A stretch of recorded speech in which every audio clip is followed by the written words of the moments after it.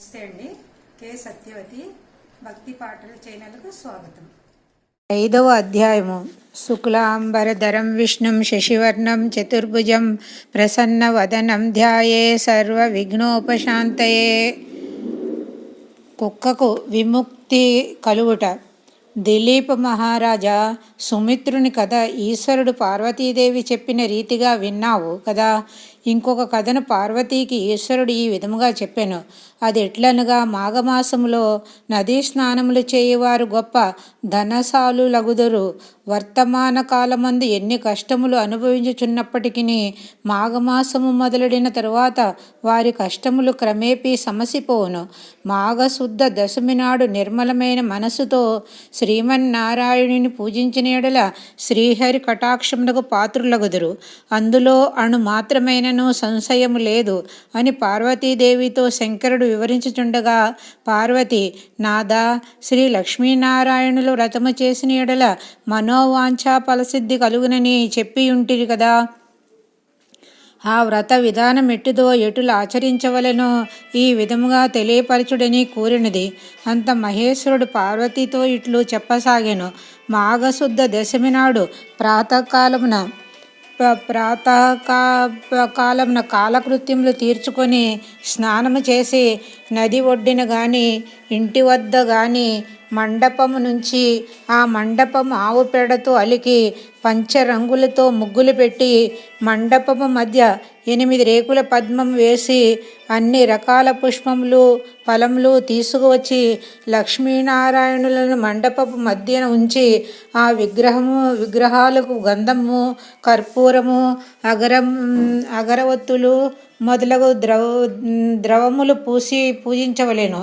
రాగి చెంబులో నీళ్లు పోసి మామిడి చిగుళ్ళు అందులో ఉంచి దానిపై కొబ్బరికాయ పెట్టి కొత్త వస్త్రం ఒక దానిని కప్పి లక్ష్మీనారాయణుల ప్రతిమను ప్రతిష్ఠించి పూజించవలెను. ఆ మండపు మధ్యలో సాలగ్రామం నుంచి ఒక సద్బ్రాహ్మణుని ఆహ్వానించి పూజించి వారి చేత ధూప దీప చందనాగరవత్తుల పరిమళ వస్తువులుంచి నైవేద్యము చెల్లించవలెను. తరువాత రాగి పాత్రలో నీరు పోసి అర్ఘ్య ప్రదానం చేయవలెను. అటు తరువాత సూర్యనారాయణ స్వరూపుడవు శ్రీరామచంద్ర ప్రభువుని మదిలో ధ్యానించవలెను. మాఘమాస స్నానము చేయువారు వారి తల్లిదండ్రులు బంధుమిత్రుల సమక్షంలో మాఘమాస వ్రతము చేయవలెను. ఒక సద్బ్రాహ్మణునకు బియ్యము, బెల్లము, ఉప్పు, పప్పు, కాయగూరలు, పండ్లు మొదలగునవి ఏకపాత్ర యందు ఉంచి గాని కొత్త గుడ్డతో మూటగట్టి గాని దానమియ్యవలెను. మాఘపురాణమును స్వయముగా పఠించినప్పుడు గాని లేక వినునప్పుడు గాని చేతిలో అక్షంతలు ఉంచుకొని చివరిలో శ్రీమన్నారాయణుని ధ్యానించుకొని కొన్ని అక్షతలు భగవంతునిపై ఉంచి మరికొన్ని అక్షతలు తన తలపై వేసుకొనవలెను. కాన ఓ శాంభవి, మాఘస్నానము చేసి మాఘశుద్ధ దశమి నాడు లక్ష్మీనారాయణులను నిష్ఠతో పూజించిన యెడల ఎటువంటి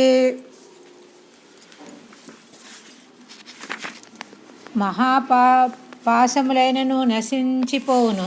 ఇందులో ఒక ఉదాహరణం కూడా తెలియచేసేదను. సావధానులవై వినుము.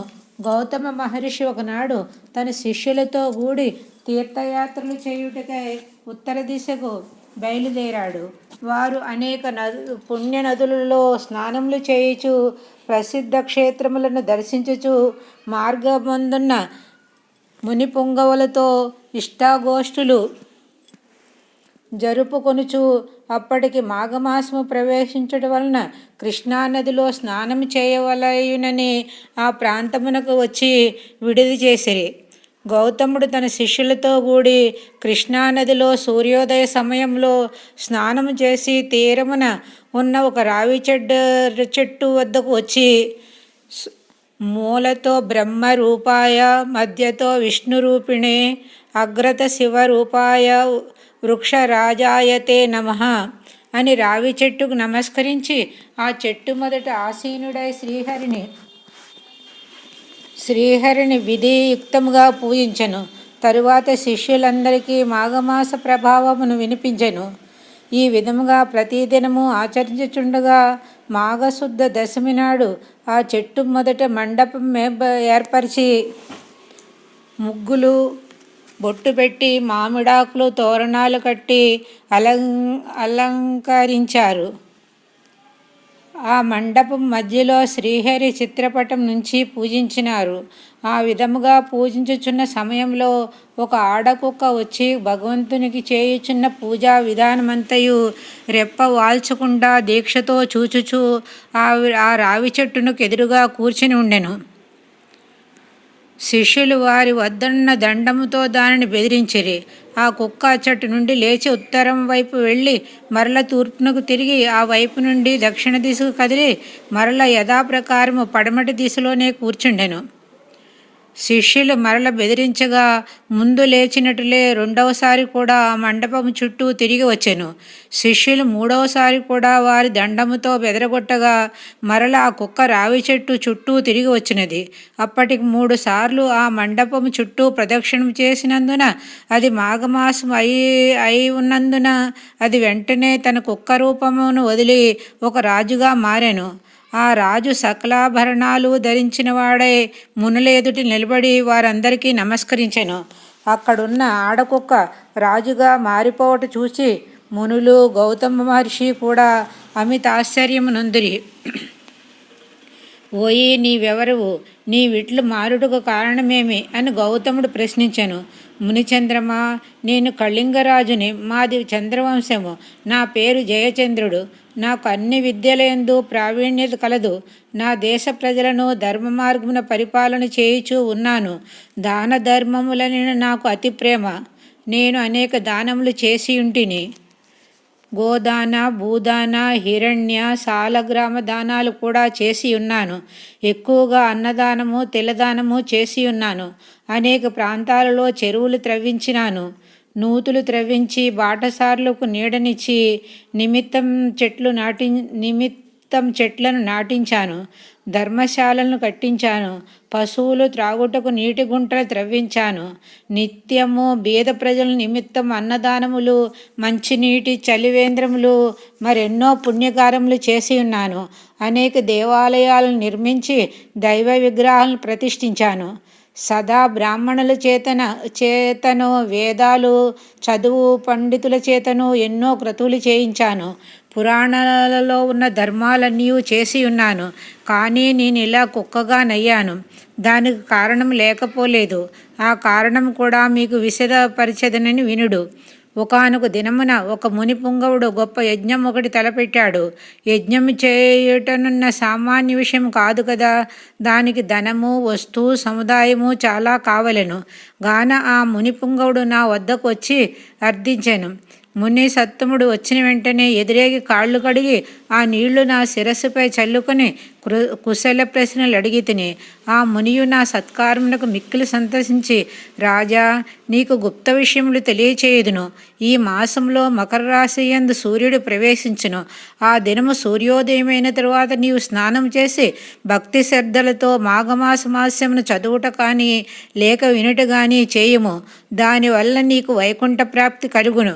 అంతేకాక అశ్వమేధయాగము చేసిన ఎడల ఎంతటి ఫలితం కలుగునో అంతటి ఫలము కానీ, తీర్థస్నానములు చేయగా వచ్చిన ఫలము కానీ, లేక దాన పుణ్యములు అనగా పంచయాగాలు చేసినంత ఫలము కానీ పొందగలవు.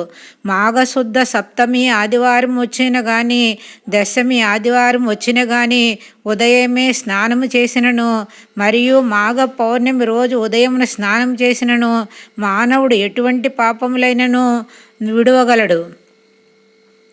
ఒకవేళ ఇతర జాతుల వారైనను మాఘమాసమంతా నిష్ఠతో నదీ స్నానం ఆచరించి దాన ధర్మాలు ఆచరించి మాఘపురాణము పఠించనను లేక వినినను మరు జన్మలో బ్రాహ్మణులై జన్మింతురు అని ఆ మునివర్యుడు నాతో చెప్పగా నేను అతనిని అవమానించినట్లు మాట్లాడి ఇట్లాంటిని, అయ్యా మునిసత్తమా, మీరు పలికిన విషయంలో నాకు తెలియను, అన్నీను బూటకములు. వాటిని నేను యథార్థములని అంగీకరించను. ఏవో అతిశయోక్తులు తప్ప మరొకటి కాదు. కాన నేను ఏ మాఘమాసములు చేయుట కానీ, దాన పుణ్యాదులు చేయుట కానీ, పూజ నమస్కారాలు ఆచరించుట కానీ చేయను. చలి దినములలో చన్నీళ్లు స్నానం చేయుట ఎంత కష్టమో. ఇక నాకు ఈ నీతి బోధలు చెప్పకుడు. నాకున్న ఫలములు చాలునని ఆ మునితో అంటిని. నా మాటలకు మునికి కోపం వచ్చినది. ముఖం చిట్లించుకుని, సరే, నేను చెప్పవలసినది చెప్పి తిని, అది నా ధర్మము అని యజ్ఞమునకు కావలసిన ధనమును తీసుకొనకుండానే వెడలిపోయినాడు. అంతటా నేను ఆ మునిని చేతులు పట్టి బ్రతిమలాడగా ఎట్టకేలకు అంగీకరించి ధనమును తీసుకుని పోయాను. ఆ విధముగా నేను కొంతకాలము రాజ్యమేలి ప్రాణములు విడిచితిని. తరువాత నాకు వరుసగా 7 జన్మలు కుక్క జన్మయే వచ్చినది. నా పాప ఫలమేమో గాని కుక్కగా 7 జన్మలు బాధపడి తిని. ఇప్పుడు మీరు చేయు పూజాస్థలము చుట్టూ 3 పర్యాయములు ప్రదక్షిణం చేసి తిని గాన నా పూర్వజన్మ స్మృతి నాకు కలిగినది. దైవయోగమును ఎవ్వరునూ తప్పించలేరు కదా. ఇట్లా కుక్క జన్మలో ఉండగా నాకు పూర్వజన్మ స్మృతి ఎటుల సంక్రమించినదో వివరింపవేడదని రాజు పలికెను. ఆ రాజు చెప్పిన వృత్తాంతము గౌతమముని ఆశ్చర్యపడి, మాఘమాసమును నీవు చులకనగా చూచుట వలన ఎంతటి విపత్తి వాటిల్లనో అనుభవమే చెప్పుచున్నది. నీ వద్దకు వచ్చిన ముని సత్తముడు ఉత్తముడు. అతను పలికిన విషయములన్నీను యథార్థములే. నీవు కుక్కవై ఎటుల పవిత్రుడవైతివో ఆ వృత్తాంతమును వివరించెదను. సావధానుడవై ఆలకింపుము. నేను నా శిష్యులతో కృష్ణవేణి తీరమందుండు ఈ మాఘమాసమంతయు కృష్ణానదిలో స్నానములు జపములు చేసి తిరిగి మరొక పుణ్యనదికి పోవుదునని వచ్చి ఉంటిని.